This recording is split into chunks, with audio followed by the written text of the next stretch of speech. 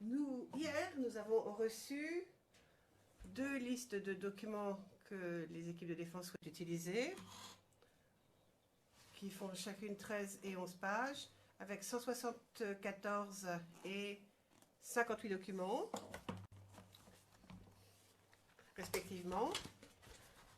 Alors, revenons-en à notre document sur la conduite de la procédure. Paragraphe 42, disons, le passage pertinent de la déclaration. Non, ce n'est pas celui-là. Non, ce n'est pas 42. C'est le paragraphe 36 qui nous intéresse. Il est écrit, je cite, « Au vu de ceci, les parties feront de leur mieux pour ne pas communiquer plus de documents que ceux qu'ils ont l'intention d'utiliser ou qu'ils vont utiliser lors de l'interrogatoire du témoin. » Alors, par l'expérience, nous avons vu que à peine 10 à 20% de la liste est utilisée. Alors, c'est très ennuyeux pour la Chambre et pour les parties. Il y a beaucoup trop de documents. Il faut quand même suivre l'esprit de l'écriture sur la conduite de la procédure, sinon elle ne sert à rien. Donc je demande instamment à toutes les parties, et aussi le procureur, mais enfin il le fait moins quand même, de se restreindre dans la liste de documents à communiquer pour qu'elle soit vraiment réaliste et qu'elle reflète ce qui va être utilisé dans le cadre des interrogatoires. Donc, c'est un premier avertissement, un avertissement tout en douceur, pour l'instant en tout cas. Deuxièmement, la Chambre aimerait obtenir l'opinion des parties sur certains points qui ont été présentés à la Chambre par l'unité des victimes et des témoins par rapport à la liste des témoins à venir. Enfin, on rendra une décision de toute façon. Déclarations qui ont été pour l'instant provisoirement versées au dossier au titre de la règle 68 en l'unité des victimes et des témoins, et je les cite, les témoins suivants doivent comparaître les uns derrière les autres. Je parle beaucoup trop vite, même en anglais.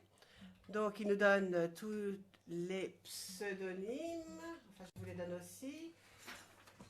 107, 587, 117, 106, 230, 555, 169, 588 et 589.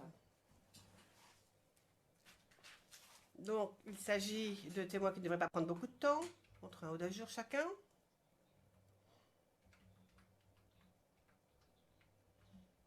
L'unité des victimes et des témoins est très préoccupée quant à la gêne financière et logistique impliquée par le transfert de toutes ces personnes qui ne viennent comparaître qu'1 ou 2 jours finalement. Donc le SVT vous encourage à ce que les interrogatoires se passent par vidéoconférence sur place et cela permet de réduire le stress pour eux, de leur simplifier la vie, etc., etc. Enfin, donc ça, c'est la recommandation du SVT, recommandation faite à la Chambre. Alors, j'aimerais bien savoir ce que vous en pensez.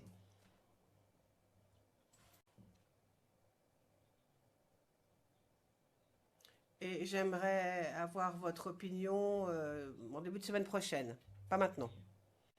Parce que on pourrait utiliser peut-être la fin de la séance du mardi pour en parler.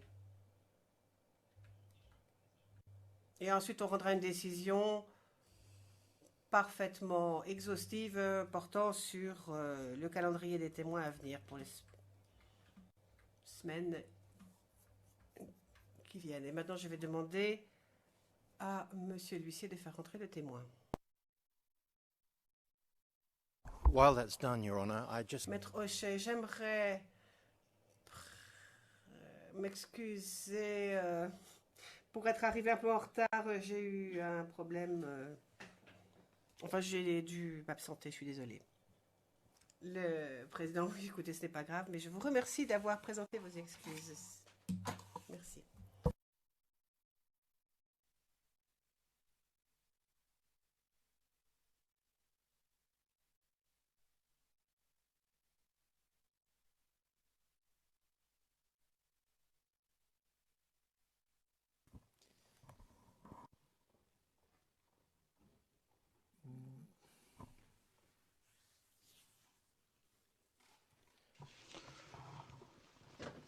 Bonjour, monsieur le témoin. Bonjour, Monsieur le Président.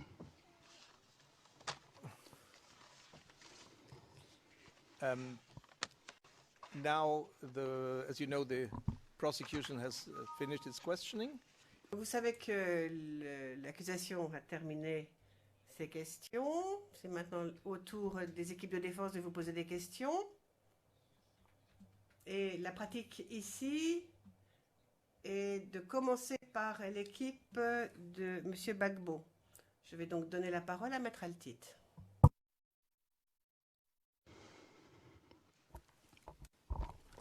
Merci, Monsieur le Président. L'interrogatoire du témoin par l'équipe de défense de Laurent Gbagbo sera mené par Monsieur Hochet. Et je pourrais peut-être moi-même poser quelques questions à la fin de cet interrogatoire. Je voulais saisir l'occasion pour tenter de donner une évaluation du temps dont nous aurons besoin à la Chambre, de manière à ce que nous puissions nous organiser. Dans l'état actuel des choses, avant d'avoir commencé, nous déborderons probablement un peu sur le lundi, mais j'espère pas trop longtemps. Nous vous en dirons plus si vous le souhaitez à la fin de la journée, naturellement. Mais enfin, voilà, nous devrions aller... Excluding Saturday and Sunday, I hope. J'espère que vous ne comptez pas le samedi et le dimanche. Et celle-ci de déborder le moins possible sur le lundi, mais de saisir un petit peu du lundi néanmoins.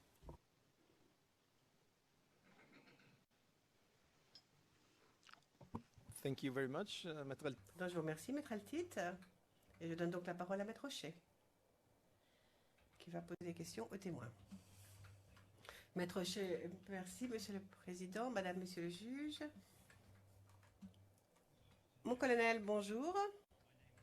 Je m'appelle Andreas Hochet et je représente les intérêts de Laurent Gbagbo en cette affaire.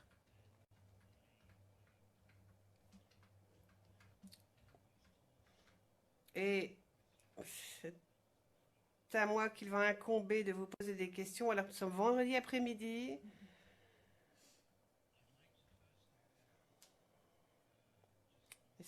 Et donc j'aimerais savoir, est-ce que préférez-vous que je vous appelle Colonel Cole ou Colonel Amechia?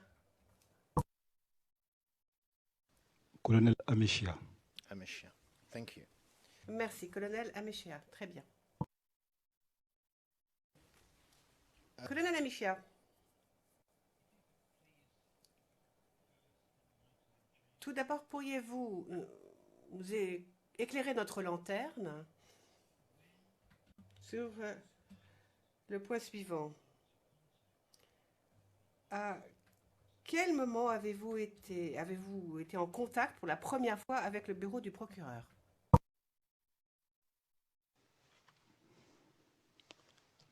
Merci, Maître. C'est en 2012.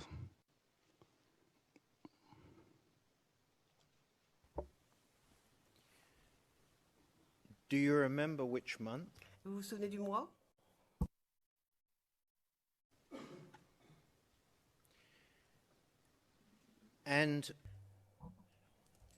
Et quelles ont été les circonstances qui ont abouti à ce premier contact? C'est vous qui avez contacté le bureau du procureur? C'est vos supérieurs qui vous ont contacté? Enfin, comment est-ce que cela s'est passé? C'est sur ordre de mes supérieurs que j'ai eu cet entretien avec les juges.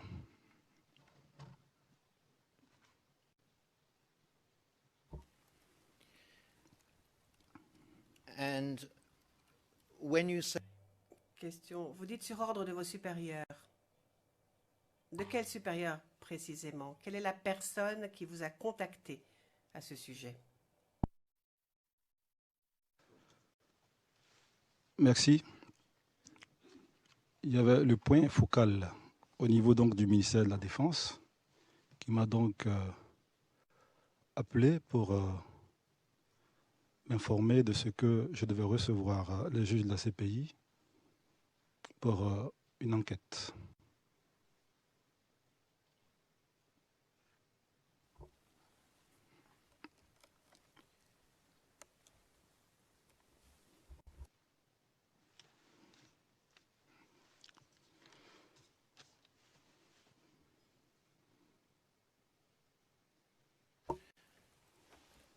and what is the name? Et quel est le nom de ce point focal au sein du ministère de la Défense? C'était le ministère de la Défense d'alors, avant le remaniement. C'est précisément l'ex-ministre de la Défense qui m'avait appelé pour me signifier cela.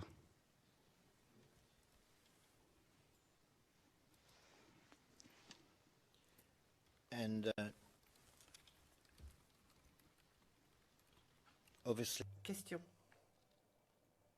Et je pense que un grand nombre de personnes dans cette salle savent de qui il s'agit, mais pour le compte-rendu, pouvez-vous nous donner le nom de cette personne?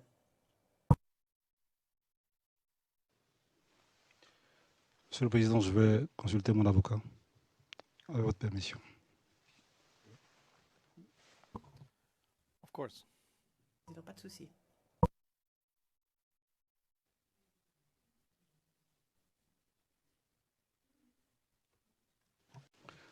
Merci, Monsieur le Président. But we are talking about Le président, on parle d'un ministre? C'est ça? Très bien, merci. Le président. Poursuivant, ce n'est pas quand même un drame. Donner le nom du ministre, l'ex-ministre de la Défense de Côte d'Ivoire, ça ne devrait pas quand même poser un gros problème. Allez-y. Karam, oui. Monsieur le Président, on a même décidé de donner le nom de ce ministre-là. Il n'y a pas de problème. C'est donc le ministre Paul Kofi Kofi. thank you. Président, merci. Merci.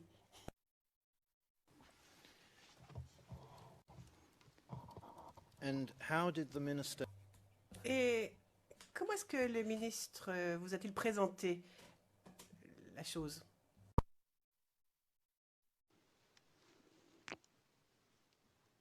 Le plus simplement possible. Hein. Il m'a dit que je devais donc recevoir les juges de la CPI pour dire ce que je savais, ma part de vérité, tout simplement.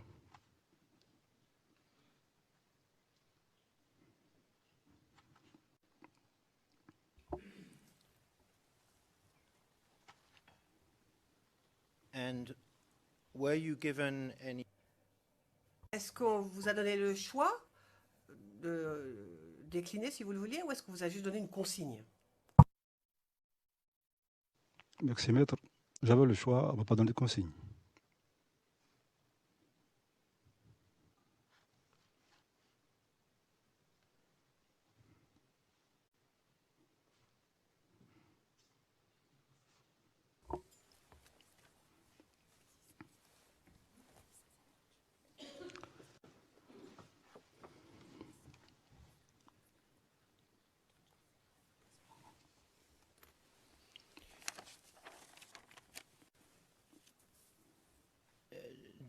Did you say you? Donc, vous dites qu'on vous a dit de rencontrer les juges. C'était les juges ou c'était le procureur qu'il fallait que vous rencontriez? C'était, je crois, les représentants du procureur, c'est ce qu'on m'a dit.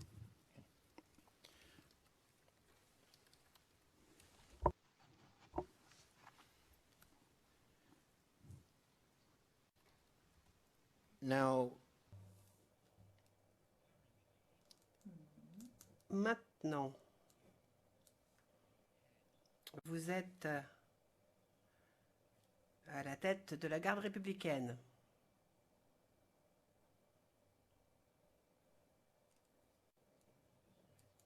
Vous êtes la personne tout en haut de la hiérarchie au niveau de la garde républicaine en ce moment, c'est ça?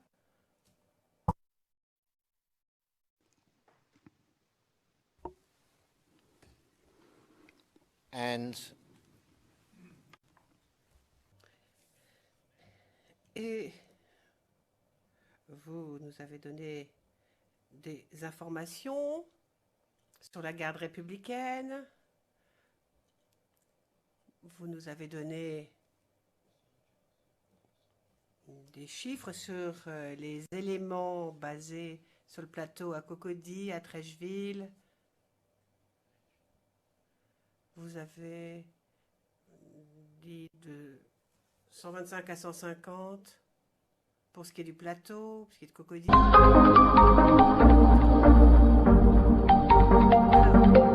Cette garde républicaine, c'est une force d'élite, plus ou moins, n'est-ce pas? C'est une force composée d'éléments qui sont triés sur le volet, parce qu'ils ont des compétences exceptionnelles, n'est-ce pas? C'est une force qui comporte plusieurs éléments venant d'autres armes. Et donc, c'est une force interarmes. Et il y a donc des éléments qui sont donc à la hauteur de leur mission.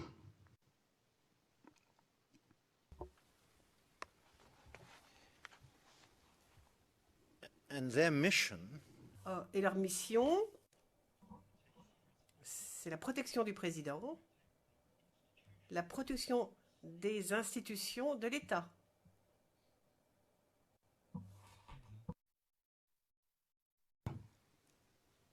an extremely Et une de leurs fonctions. Et ils ont donc une fonction essentielle au sein des forces armées.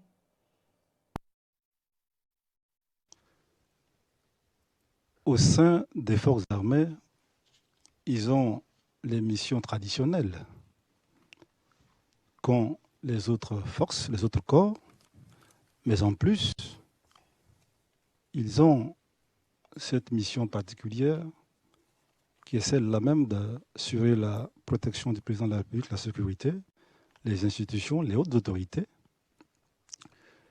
Et je dis aussi sur ordre exceptionnel du président, il peut donner l'ordre d'assurer la garde aussi de certaines personnes. Et puis aussi, sur réquisition spéciale, nous demander d'assurer le maintien d'ordre. Donc voilà, résumé, la mission de la garde républicaine.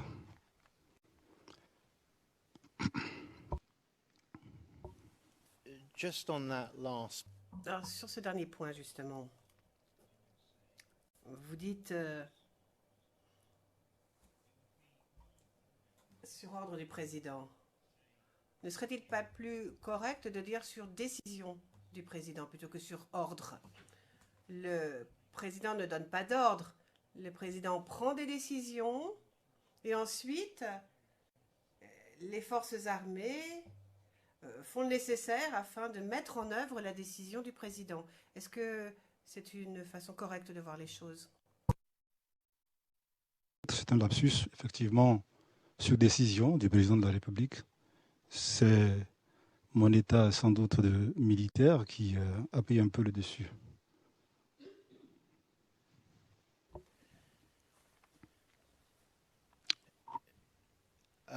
given the nature Étant donné la nature de la mission de la garde républicaine,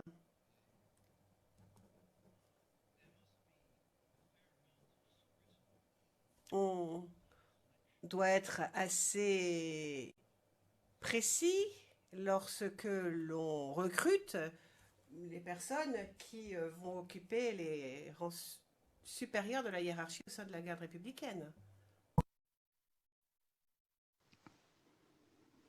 Normalement, c'est cela.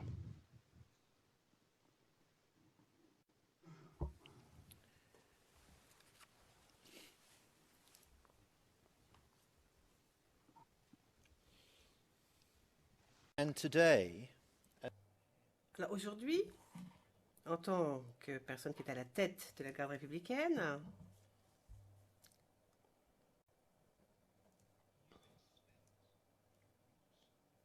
vous attendez de vos subordonnés une loyauté totale et une discipline totale, n'est-ce pas? Affirmatif.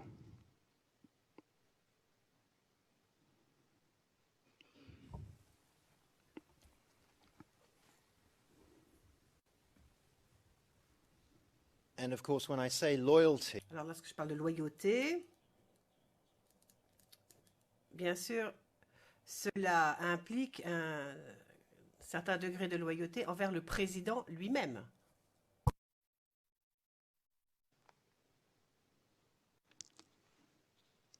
Oui, tant qu'on reste en fait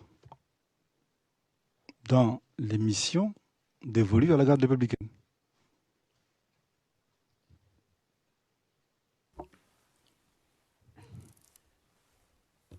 if today Alors, à la position où vous êtes, si aujourd'hui vous vous rendiez compte que l'un de vos subordonnés immédiats représentait un danger pour la sécurité du président, que seriez-vous tenu de faire?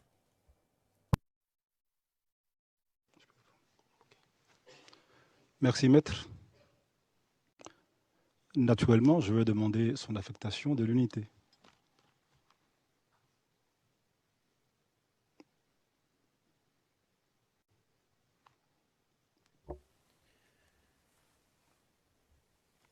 in your current position, Et à votre poste actuel,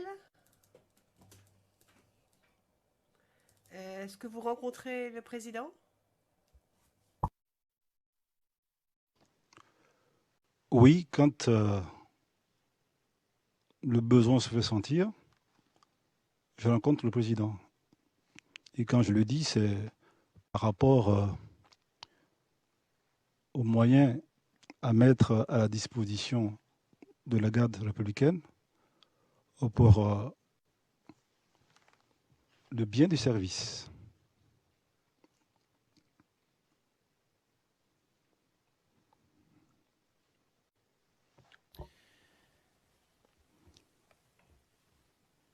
and Question.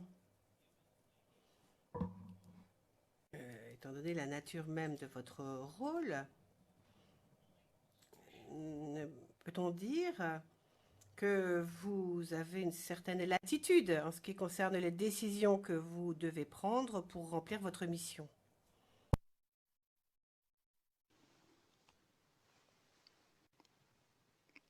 Merci, maître. Pour remplir ma mission, il faut dire que je relève du chef d'état-major général des armées et je suis mis pour emploi à la disposition de la présidence de la République. Donc, pour ce qui est de certaines activités du corps qui relèvent de mes compétences, c'est à moi donc de les prendre. Mais il y a aussi certaines décisions où il me faut m'en repérer à ma hiérarchie qui doit me donner l'autorisation avant donc de le faire.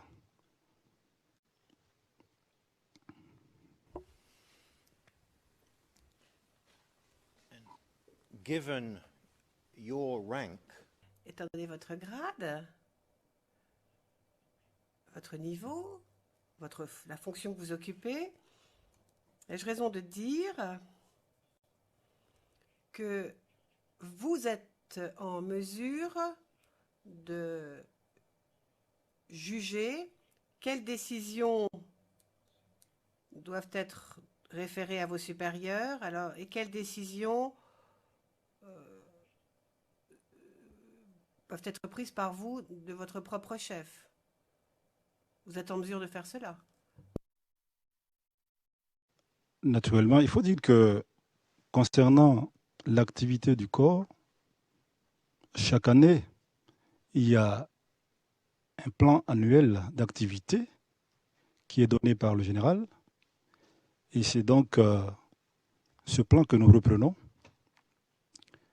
par rapport à la mission et aux activités du corps que nous soumettons à l'approbation du chef d'état-major général. Et ce n'est qu'après après son aval, naturellement que je peux maintenant exécuter ce plan. À partir de cet instant, le plan ayant été validé par le chef d'état-major général, je suis à même donc de l'exécuter selon mon entendement.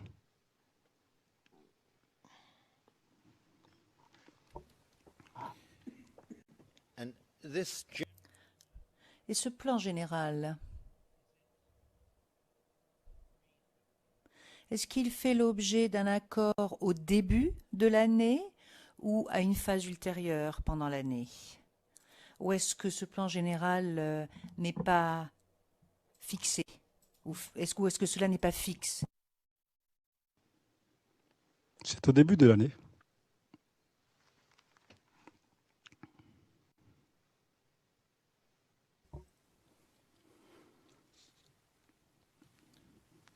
so once that Donc, à partir du moment où ce plan est en place,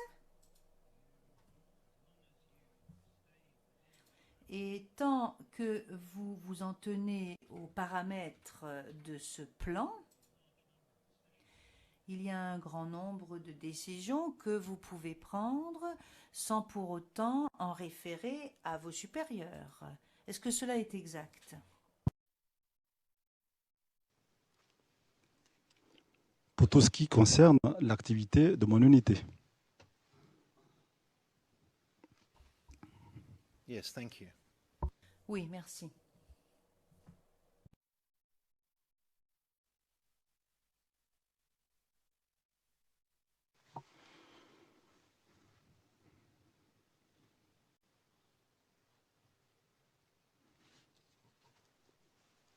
Was that a legal consultation?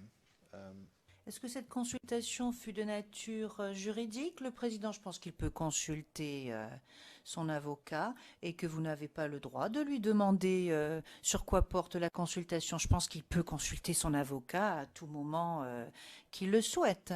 Vous savez, si vous consultez votre client, personne ne vous demande quel est l'objet de la dite consultation, maître. Non, non, non, non, non, non, non, non, non, non, non, non.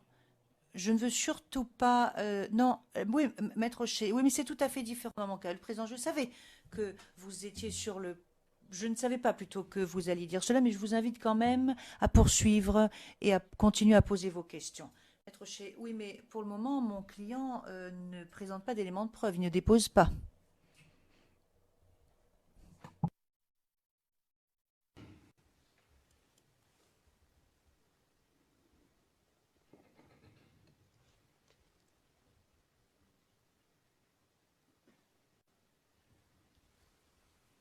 Now, you've Donc, vous aviez le poste que vous avez à l'heure actuelle depuis le 11 décembre 2011. Est-ce bien exact?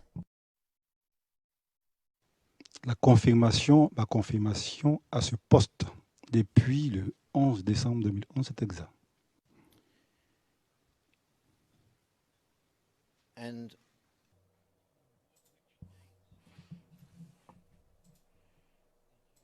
Et à partir de quelle date est-ce que vous avez commencé à avoir ce poste, à exercer vos fonctions dans le cadre de ce poste avant la date de la confirmation? Début mai, j'ai été donc notifié par message pour assurer l'intérim du commandement. Donc cet intérim, je l'ai assuré jusqu'à la date du 11 décembre, où j'ai été confirmé à ce poste.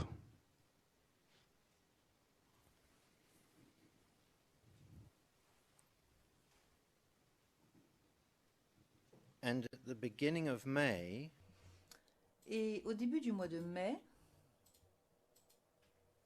qui vous a informé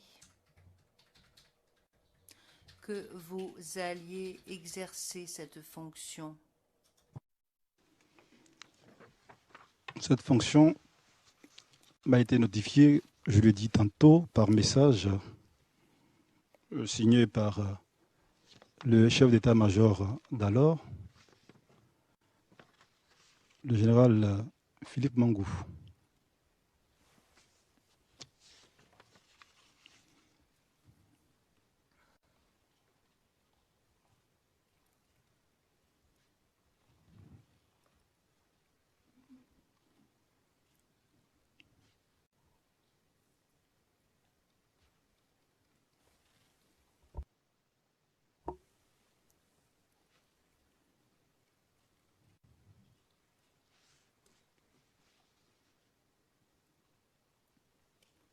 and how long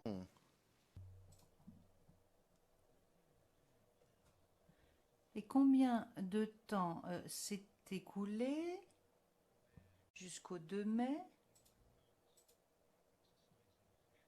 Ou pendant combien de temps est-ce que vous n'avez pas exercé de fonction officielle au sein de la garde républicaine? Et ce jusqu'au 2 mai. Est-ce qu'en fait il y a eu une période qui se termine au début du mois de mai, au cours de laquelle, à titre provisoire, de façon temporaire, vous n'exerciez pas vos fonctions au sein de la garde républicaine? Jusqu'au mois de mai, j'étais commandant du groupement numéro 1.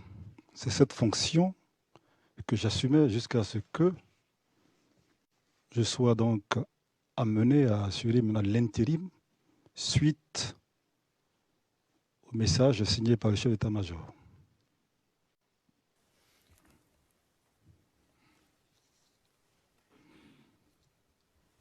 so at no single Donc,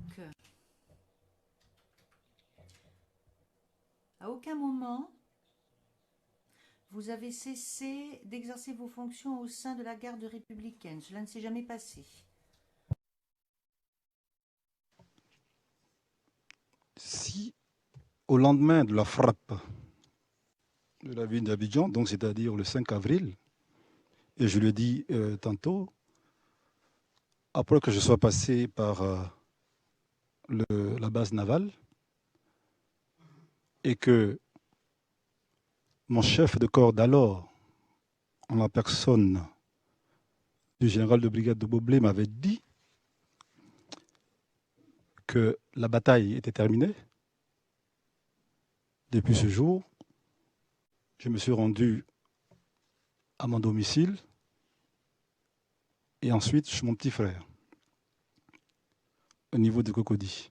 Donc naturellement, du 5 avril jusqu'au 11 avril,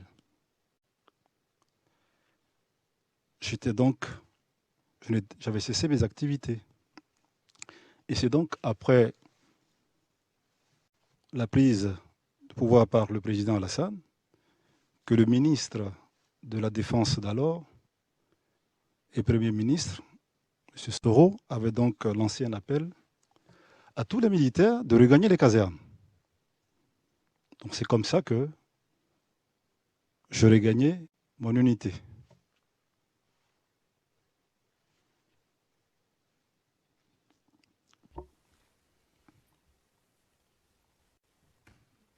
and during those days Et pendant ces jours, lorsque vous n'exerciez pas vos fonctions usuelles, quelles ont été vos activités quotidiennes?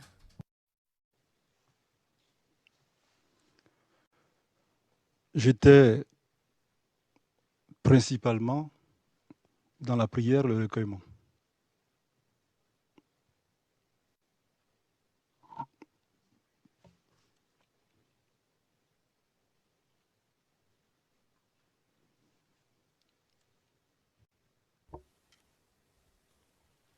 And did you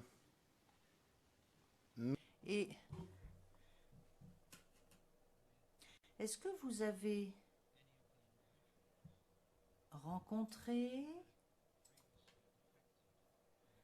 l'une ou l'autre des personnes qui avaient fait défection des forces armées? Est-ce que vous les avez rencontrés, vous êtes réunis avec eux? Merci, maître. Vous pouvez préciser votre question. Qui sont ceux qui ont fait défection? Je pense que je n'ai pas parlé d'éléments ayant fait défection. My question is, Voilà quelle est ma question. Avez-vous rencontré des personnes pendant ces jours-là qui avaient fait défection auparavant des forces armées? Non.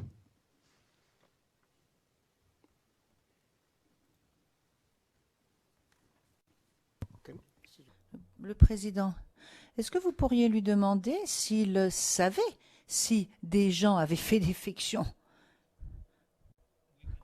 Maître Chez nous, je peux tout à fait lui poser la question, mais ce n'était pas une étape que j'avais prévue. Mais bon, le fait est que, est-ce que vous pouvez, monsieur, répondre à la question qui vous a été posée par le juge président? Merci, Monsieur le Président. J'ai appris aussi dans la nuit du 30 au 31 mars, je crois, le chef d'état-major général d'alors s'était réfugié à l'ambassade de l'Afrique du Sud. Voici l'information que j'avais apprise.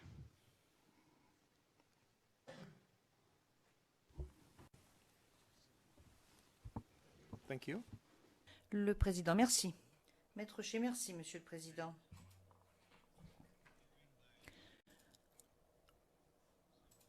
Et pendant ces quelques jours,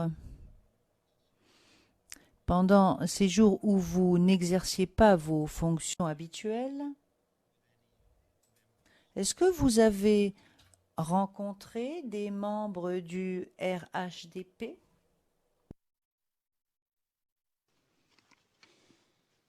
Non.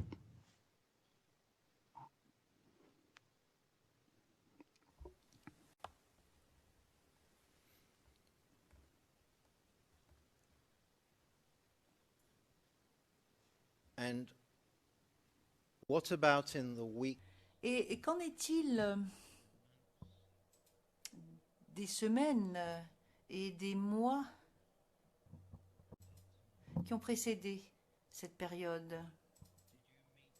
Est-ce que, à ce moment-là, vous avez rencontré des personnes de l'opposition, donc soit parmi les rebelles, ou soit parmi les hommes et les femmes politiques? Jusqu'au 5 avril 2011, j'étais dans mon unité à Trècheville. Et après cela, quand je suis allé chez moi et ensuite chez mon petit frère, je n'ai rencontré aucune personnalité politique.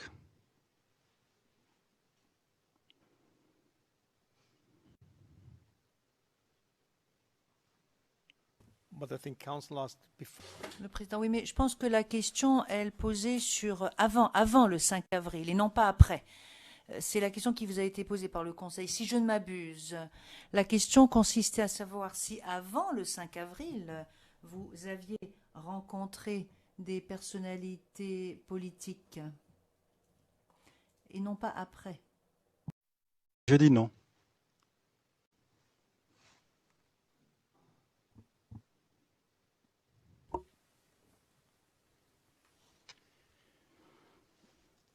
Today,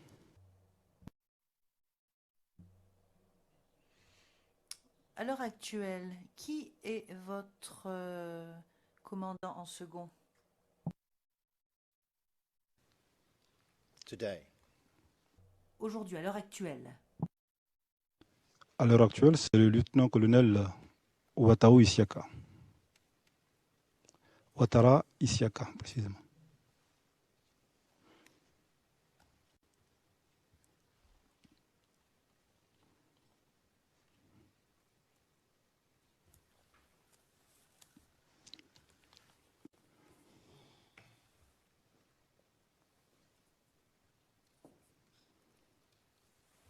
And who would be Et qui était ou qui est votre adjoint à l'heure actuelle?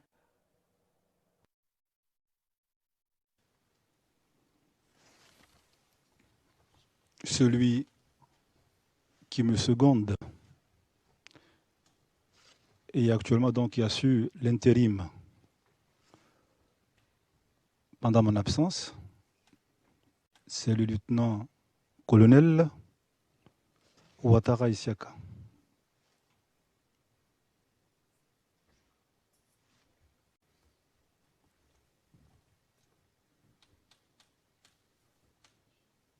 when did you first meet Lieutenant? Quand avez-vous rencontré pour la première fois le lieutenant-colonel Ouattara Isakia?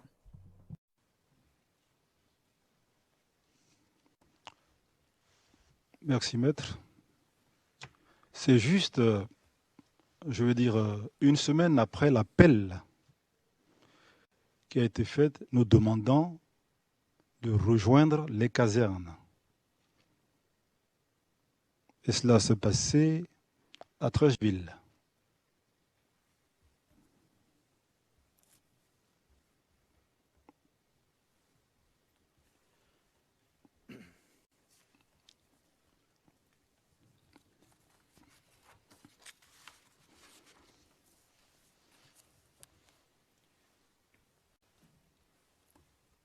What is the ethnicity Quelle est l'appartenance ethnique du lieutenant-colonel Ouattara Isiaka?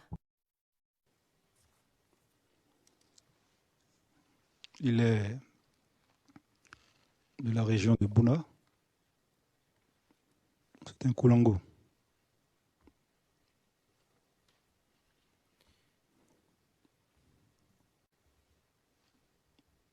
and where geographically is Bun? Et où se trouve Bouna?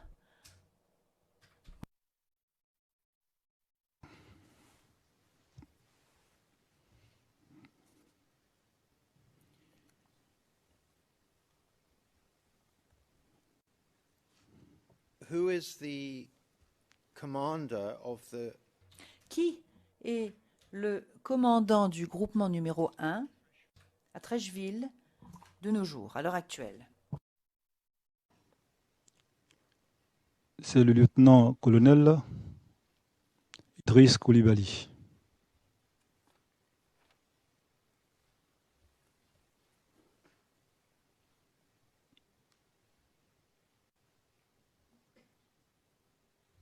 and which part of the country does Et de quelle région du pays est-il originaire? Du nord de la Côte d'Ivoire.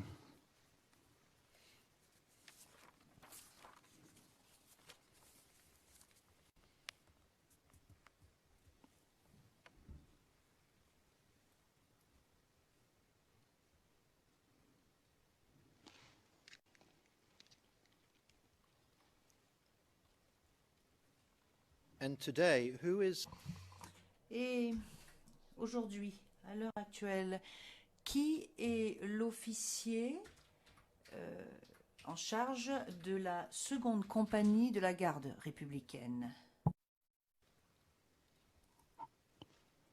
Merci maître. Vous voulez parler du deuxième groupement de la garde républicaine, c'est bien ça?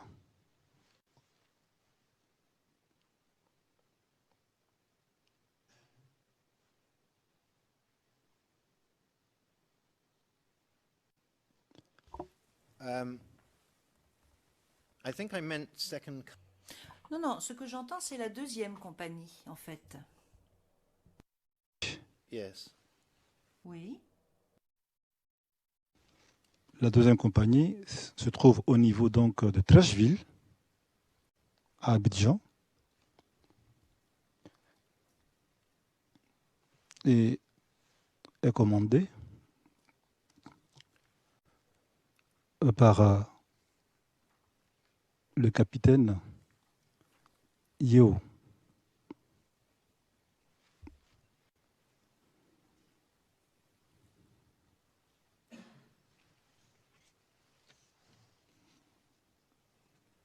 And which part of the country does he? Et de quelle région est-il originaire? Du Nord.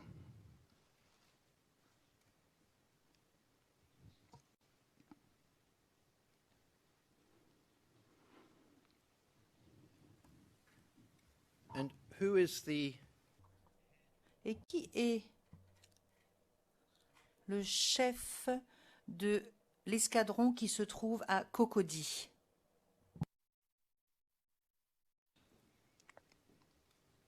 L'escadron n'existe pas, n'existe plus, pour la simple raison que, après les bombardements du 4 avril 2011, je n'ai plus d'engin blindé.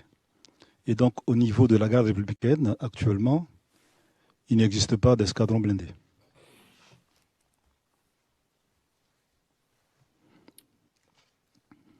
Thank you. Merci.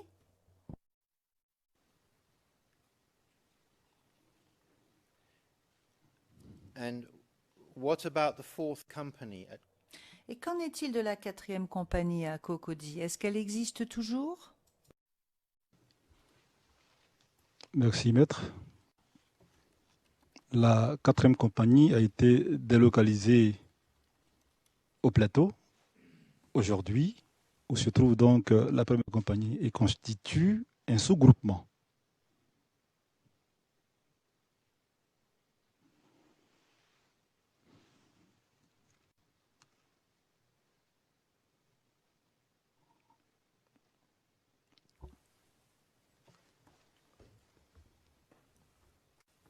and who is the Et qui est le chef des opérations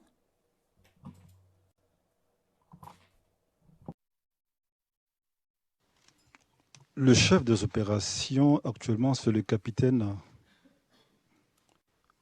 Kwadio Kwasi. and which part of et de quelle région est-il originaire? Il vient du centre de la Côte d'Ivoire.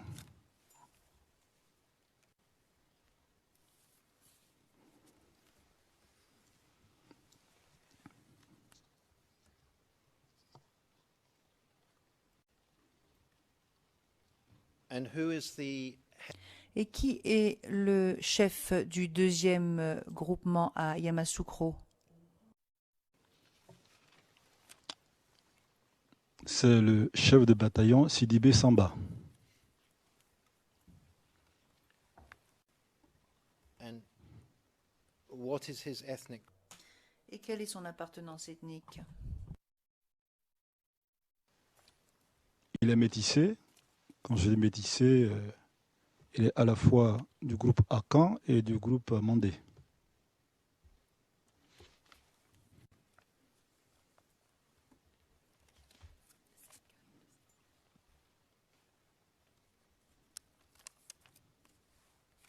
so if someone were to say to you Donc, si quelqu'un vous disait qu'il était malanqué, ce serait erroné alors, n'est-ce pas? Non, c'est pas erroné. J'ai parlé de groupe. Et dans les groupes, il y a donc des ethnies, dont l'ethnie malinké. I understand, thank you. Ah, je comprends, d'accord, merci.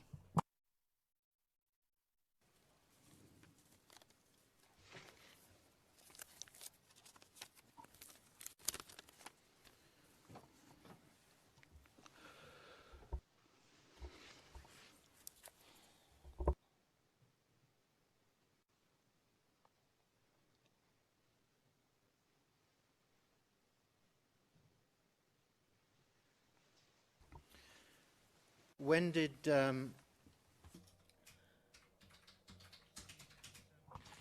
Quand est-ce que Sidibé Samba a commencé à travailler avec la garde républicaine?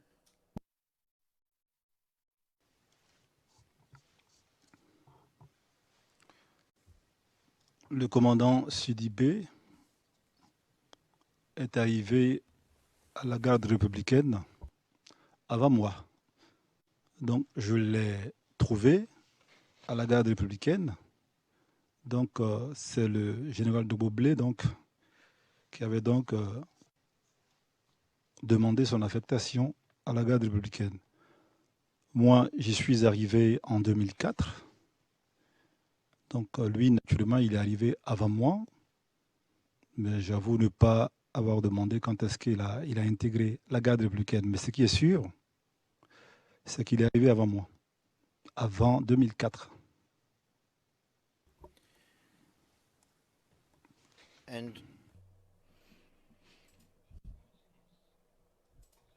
Et quelle était sa fonction ou son poste au sein de la garde républicaine lorsque vous le connaissiez? C'est le commandant de la première compagnie au plateau.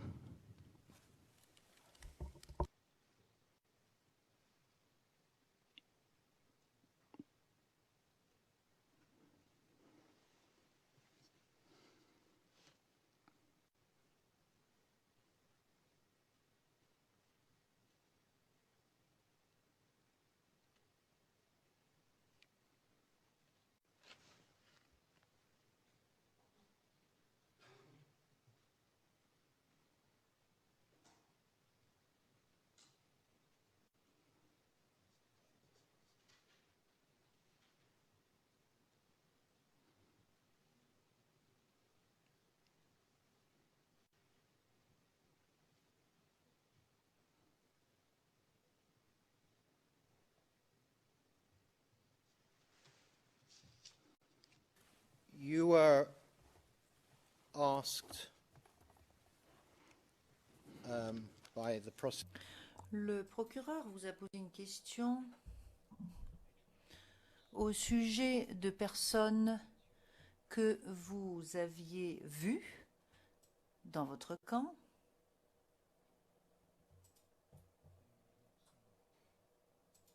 Des personnes que vous n'aviez pas vues précédemment.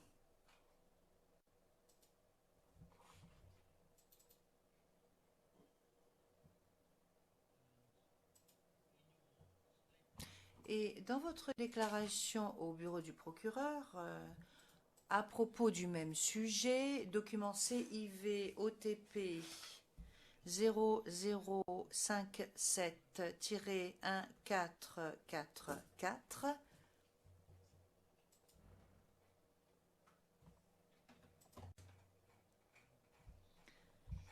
et il s'agit du document CIV OTP 0057 1430, ça c'est la code du document intégral. Voilà ce que vous avez déclaré.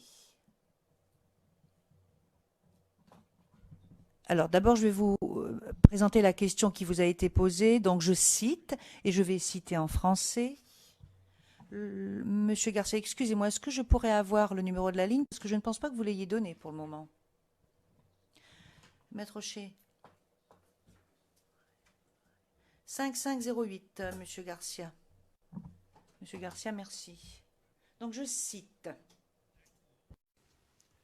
Donc, vous avez vu ces jeunes qui n'étaient pas vos éléments, qui parlaient anglais ou un patois de l'Ouest.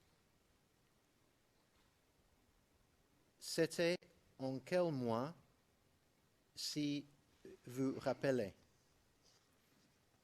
And you answered, non, Qu'est-ce que vous avez répondu? période, même en avril, de début avril ou bien fin mars.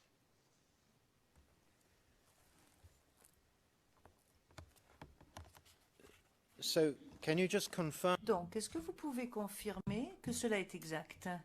Que vous avez vu ces personnes au début du mois d'avril ou à la fin du mois de mars?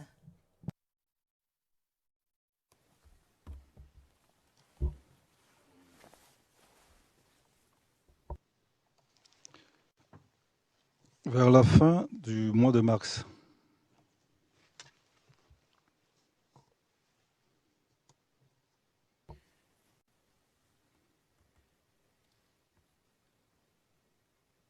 And was this just before? Et est-ce que cela s'est passé juste avant le bombardement de votre caserne? Affirmatif.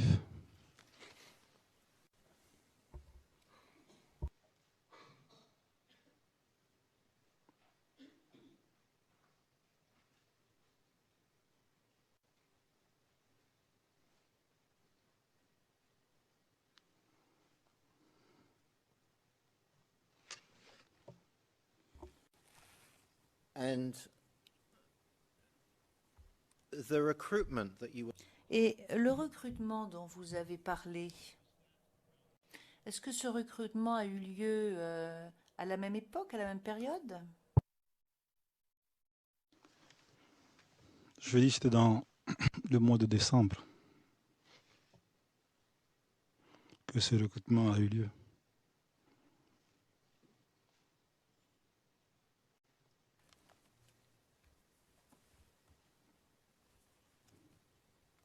the recruits that we're talking. Question. Alors, les recrues dont on parle,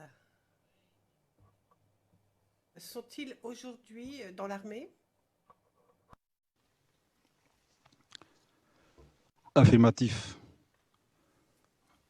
Ces recrues sont aujourd'hui dans l'armée parce que à la fin de leur formation, ils ont pu avoir un matricule.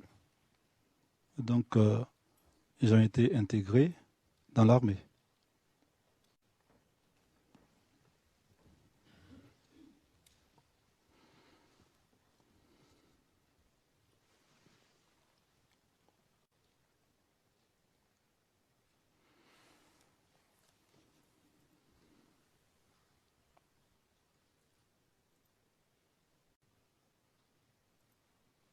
Now, would it be right Alors, ai-je raison de dire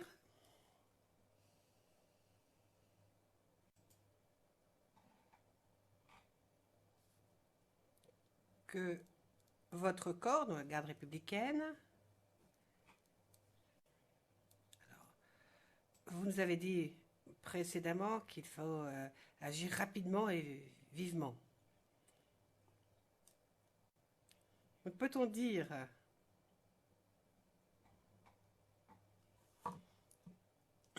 que du point de vue du chef de la garde républicaine, en temps de crise,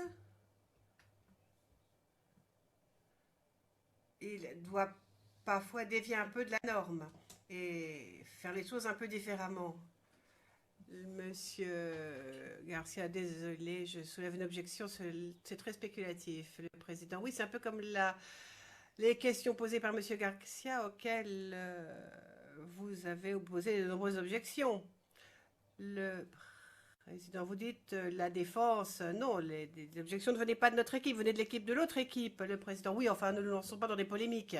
Je généralise parce que je ne me souvenais plus très bien quelle équipe avait soulevé l'objection. Maître Chet, écoutez, je me souviens que votre commentaire était le suivant. Si vous voulez demander aux témoins ce qui arrive normalement, c'est d'accord. Le président, oui, oui, enfin non, c'est pas ce que j'ai dit exactement. Hein. Je n'ai pas aimé l'emploi du terme normal, c'est tout. En temps normal. Bon, enfin, essayez de reformuler quand même, hein. Maître Hochet, très bien.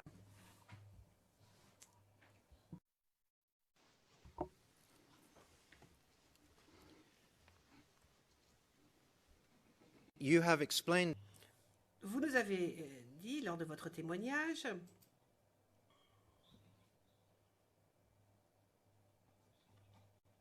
quelles étaient les procédures suivies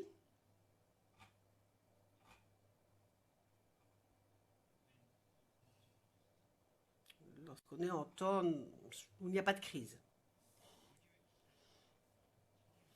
Alors, est-ce que vous êtes d'accord avec moi pour dire qu'en temps de crise,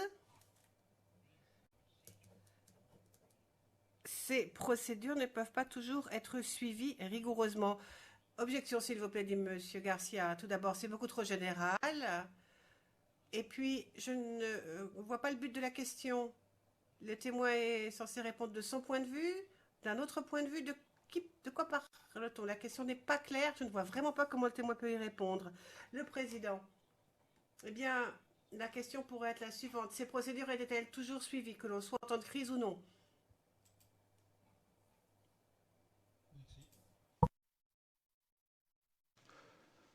Qu'on soit en temps de crise ou non,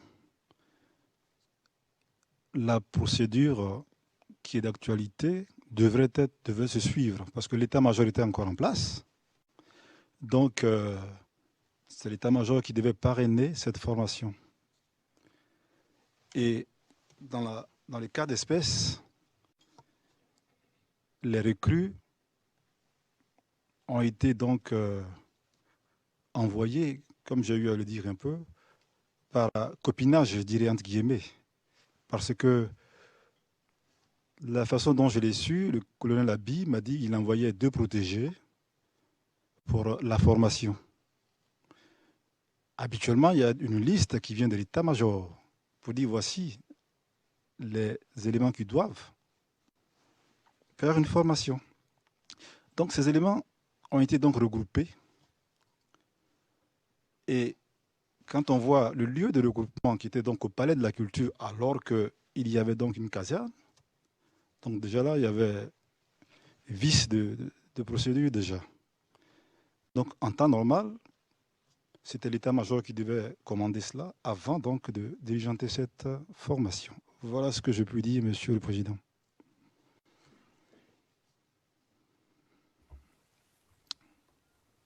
Thank you, Mr. Oshie.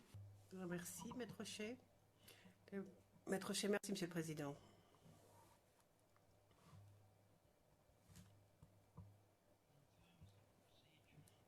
Alors, en ce qui concerne les procédures,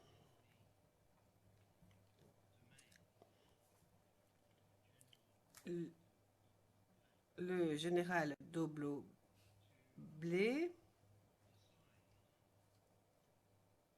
était en capacité de décider quels officiers allaient commander,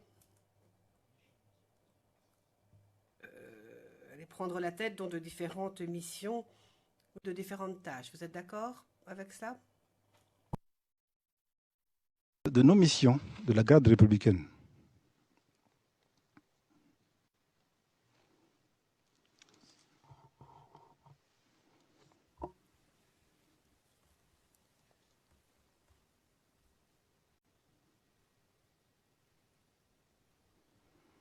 It was within his prerogative Il était de ses prérogatives de nommer le capitaine Blé en tant qu'officier chargé d'un recrutement bien précis. Cela faisait partie de ses prérogatives, n'est-ce pas? En tant que chef de corps, c'était lui qui avait donc ce pouvoir de décision.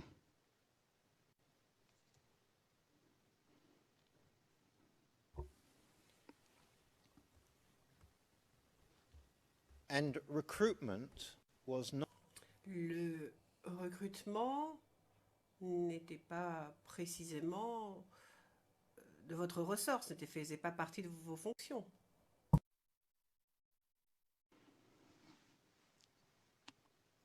Ça ne faisait pas partie de mes fonctions, mais c'est l'état-major qui pilote généralement les recrutements.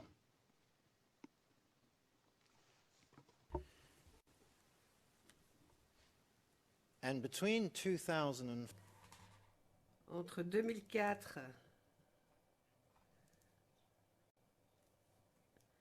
et le recrutement dont on parle, pouvez-vous nous confirmer qu'il n'y a pas eu d'autres recrutements au sein de la garde républicaine, en tout cas à votre connaissance? Non, il n'y a pas eu de recrutement, mais il y a plutôt eu des affectations. Des affectations de militaires venant d'autres unités. Comme j'ai eu à le dire, en fait, la garde républicaine est une unité interarmes. Donc, les affectations se font, donc c'est-à-dire c'est des militaires exerçant déjà qu'on affecte à la garde républicaine. Mais s'agissant de recrues, c'est-à-dire des personnes qui n'ont jamais fait l'armée, une fois recrutées, après donc la formation commune de base, les premiers qu'on en a reçus, c'est après cette formation de décembre.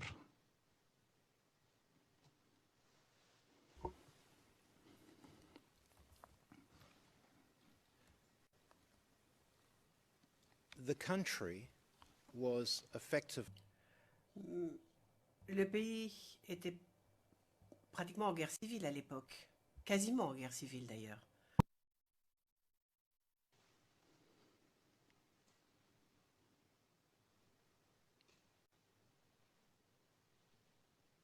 C'est vous qui le dites. I wasn't there. Moi, je n'étais pas là.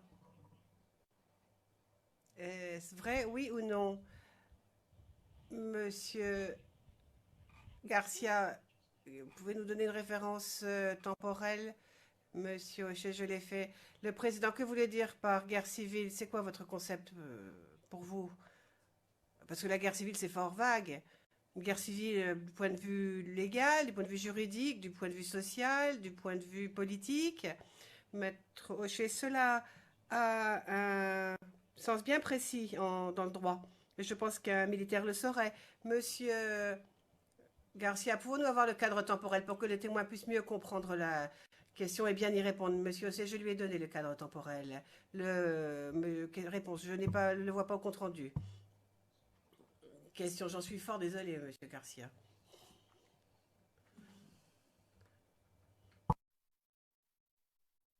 At this time, Question de Maître Hocher. Donc, à ce moment-là,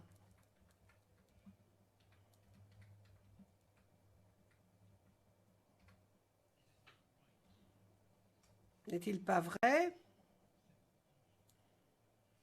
qu'il y avait un conflit civil en Côte d'Ivoire et qu'il y avait une rébellion en cours?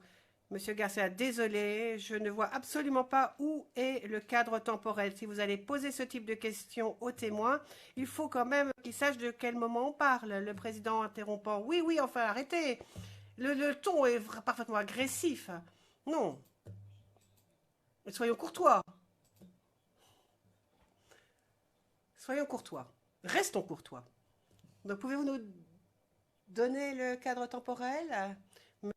Maître Hocher, oui, j'aimerais bien que mon éminent contradicteur parle au juge et non pas ne s'adresse pas à moi directement. Donc, depuis 10 minutes, je parle d'un cadre temporel bien défini, c'est-à-dire le moment où il y avait eu des recrutements en cours et au cours de l'interrogatoire de M. Garcia, le témoin nous a bien dit qu'il n'était pas au courant du début de cette campagne de recrutement.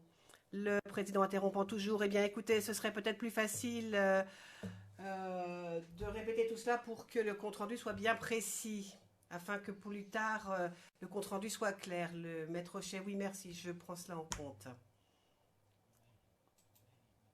Alors je pense qu'il faudrait peut-être que je répète la question, monsieur le témoin. Je pense que ce serait utile, n'est-ce pas?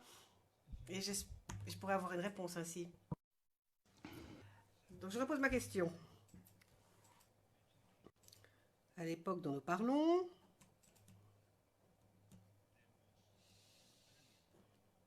une rébellion était en cours en Côte d'Ivoire. Est-ce que vous êtes d'accord avec moi, oui ou non? Oui, il y avait depuis 2002 une rébellion, mais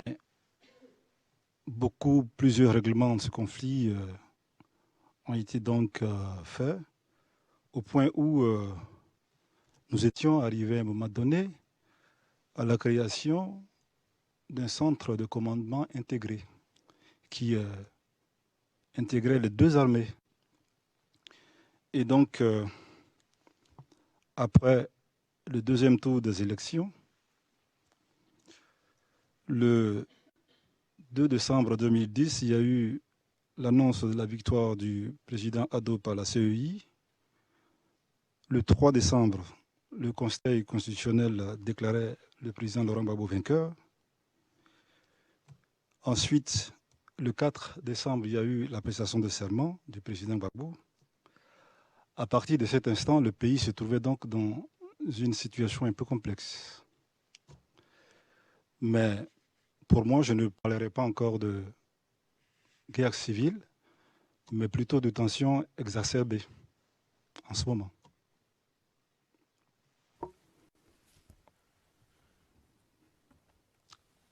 Well, it's for Question.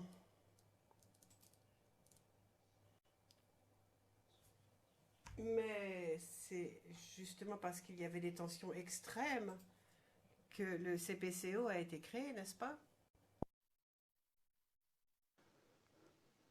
Merci. Le CPCO n'a pas été créé du fait de la tension. Le CPCO, qui est le Centre de planification et de coordination des opérations, fait partie d'un service normal dans un état-major et qui, en période donc de crise, joue son rôle. Donc, ça n'a pas été spécialement fait pour cela.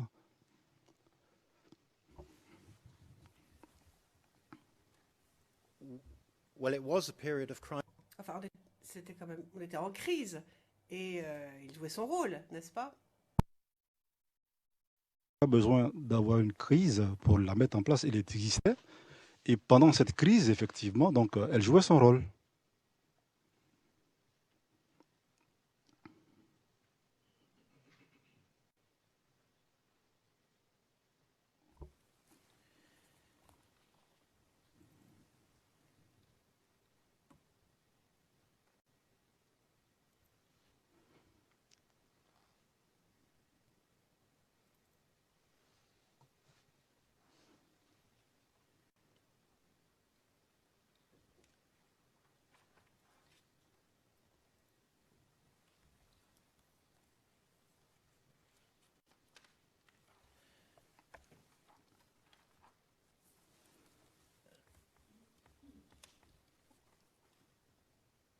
So the General Dogbo Blay Alors, le général Dogbo Blay, est-ce qu'il prenait une décision sur le recrutement, aurait consulté d'autres officiers au sein du CPCO, n'est-ce pas? Le président, bah écoutez, comment peut-il savoir ce qu'une autre personne aurait fait? Question.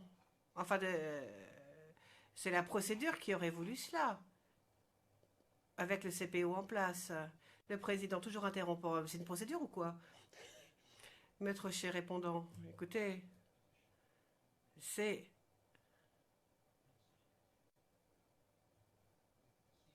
le fait qu'il devait travailler en coordination avec le CPCO pour ce qui est du recrutement. Il devait les consulter.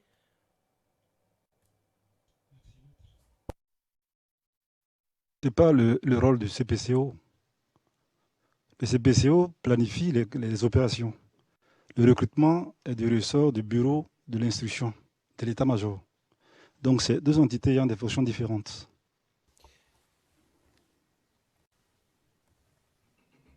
Yes, witness, I understand that. Question, oui, je comprends bien. Mais pour qu'il y ait des opérations, il faut des effectifs et des ressources. Alors, s'il y avait une pénurie d'éléments par rapport à ce qui aurait été nécessaire pour répondre à la situation telle qu'elle était à l'époque, normalement, c'est un sujet qui est abordé au niveau du CPCO. Vous êtes d'accord avec moi, oui ou non? partage pas votre point de vue. Je dis, et je me répète, le CPCO, comme son nom l'indique, c'est le centre de planification et de coordination des opérations, et non le centre de planification des effectifs. Il y a le bureau des effectifs qui gère les effectifs. Oui, il peut se faire que, au regard de la crise, le général estime que ces effectifs sont insuffisants. En ce moment donné, il peut maintenant consulter l'état-major général, de qui la garde républicaine dépend, et poser le problème au chef d'état-major général et non au CPCO. Donc c'est pour ça que, maître, je dis que ce n'est pas le CPCO qui gère les problèmes d'effectifs. So effectively, it would not support. Donc, vous ne seriez pas surpris si les officiers au sein du CPCO eux-mêmes ne savaient rien de ces recrutements? Monsieur Garcia, désolé, objection, je ne vois pas comment le témoin peut y répondre. Le président, écoutez, je ne sais pas s'il peut y répondre, mais bon, tout cela est hypothétique.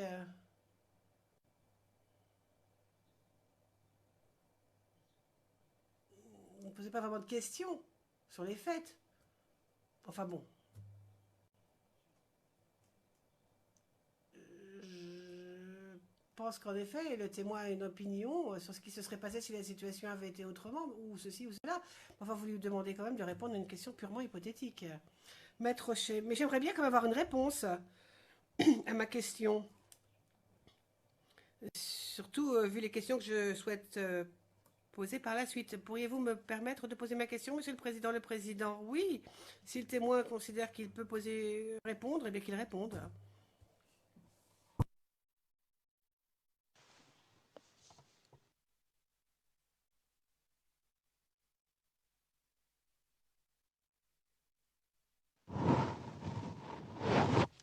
Oui, Maître. Merci, Monsieur le Président. Par rapport à cette question, mon client estime qu'il ne peut pas répondre à ça. C'est une question d'ordre personnel, c'est un point de vue personnel. Il ne peut pas répondre à cette question. Merci.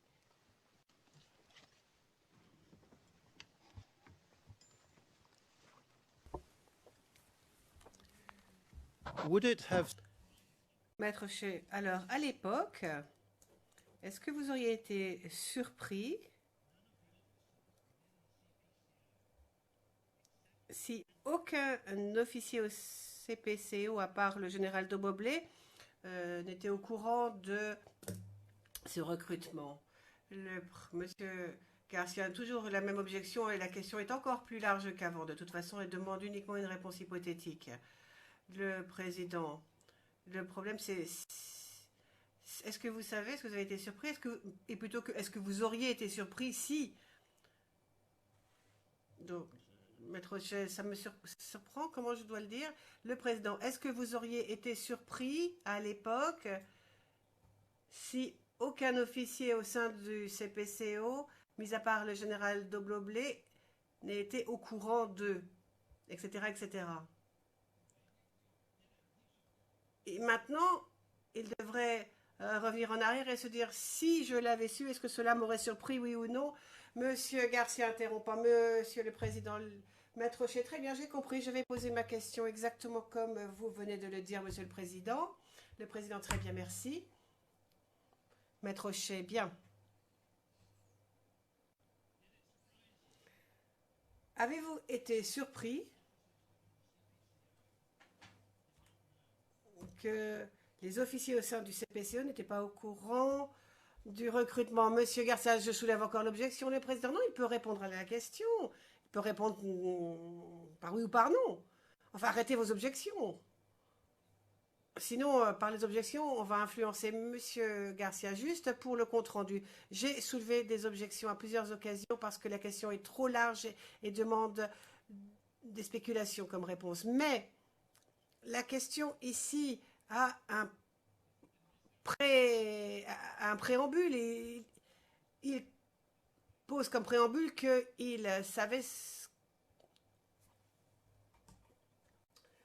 que ces gens ne le savaient pas. Alors, le président, oui, oui, je sais très bien, j'avais peur de ça. Monsieur Garcia, oui, enfin moi j'ai soulevé mon objection et maintenant elle est au compte-rendu, noir sur blanc.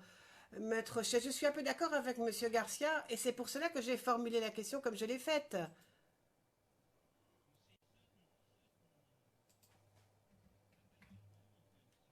Enfin, je ne vais pas rentrer dans les détails, parce que sinon il faudrait demander aux témoins de sortir.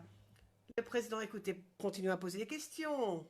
Arrêtons de faire des commentaires sur l'objection de Monsieur Garcia et sur les commentaires du juge président, etc., etc. Enfin, allons droit au but, poser la question. De toute façon, c'est bientôt l'heure du déjeuner. Et ce serait bien d'en terminer avec ce sujet avant le déjeuner. Maître Rocher, merci. Si les officiers du CPCO n'étaient pas au courant du recrutement, en termes de procédure, il n'y aurait aucun problème. Ce serait conforme à la procédure. Je précise encore ma pensée. Le CPCO se trouve à l'état-major. Le général de Beaublé se trouve à la garde républicaine. Donc, ils ne sont pas sur les mêmes sphères géographiques. Et je dis, les officiers du CPCO gèrent tout ce qui est planification des opérations. Nous serions dans un cas où une opération est menée au compte de l'état-major général et que les officiers du CPCO, enfin, nous ne serons pas au courant, je dirais oui. Mais nous ne sommes pas dans ce cas de figure. Les officiers du CPCO gèrent les opérations et non le recrutement. Donc, ils pourraient être peut-être surpris parce que, comme je l'ai dit tantôt, le recrutement n'a pas suivi la voie légale. Donc, tout comme moi, j'ai été surpris parce que je n'ai pas vu un message venant de l'état-major annonçant cette formation.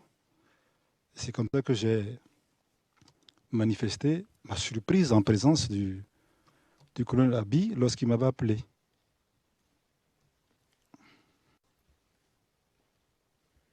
I'll just finish with this before we break. J'aimerais en terminer avec ce sujet avant de faire la pause déjeuner, si vous me le permettez, mesdames, messieurs les juges. Donc, l'élément d'illégalité, c'est de ne pas avoir reçu les documents. C'est ça qui est illégal.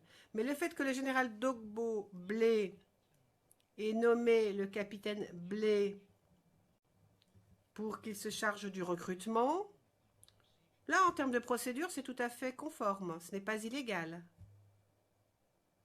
Je précise ma pensée. Au niveau de la garde républicaine, le général Dogbo-Blé est le chef. Et à ce titre, il nomme qui il veut pour les tâches. Maintenant, au niveau de la formation, cette formation devrait avoir l'aval et la bénédiction de l'état-major général, qui devrait donc nous envoyer sous forme de messages nous informant de ce qu'une formation, un recrutement serait en cours. Et ainsi, avec naturellement l'état des recrues, ce qui n'a pas été le cas. And my last question on this point. Et ma dernière question avant la pause déjeuner, sur ce point en tout cas,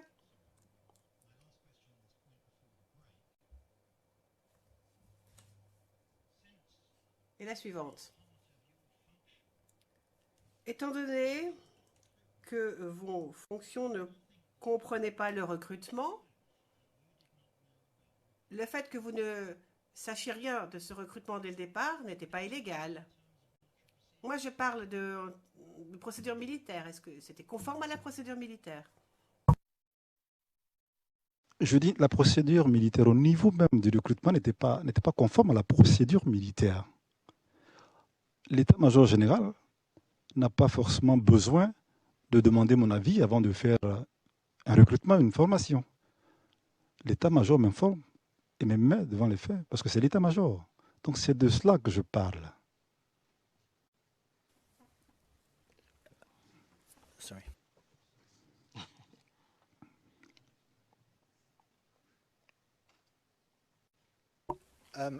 Yes, so that's Maître Hochet, eh bien, j'en ai terminé avec ce sujet fort compliqué. Le président, et moi j'ai une question quand même avant la pause, une question qui n'a pas été posée si je ne m'abuse, en tout cas qui n'a pas été posée clairement. Alors voici ma question. Aujourd'hui, enfin depuis mai 2011 je crois, est-elle... Est-ce que vous êtes toujours à la même position, même poste, avec les mêmes responsabilités, avec le général Doboblé? And I ask C'est this because Alors je vous pose la question parce que vous êtes colonel et il était général. thank you very much. Eh bien, je vous remercie. Nous allons avoir une pause déjeuner bien méritée. Nous reprendrons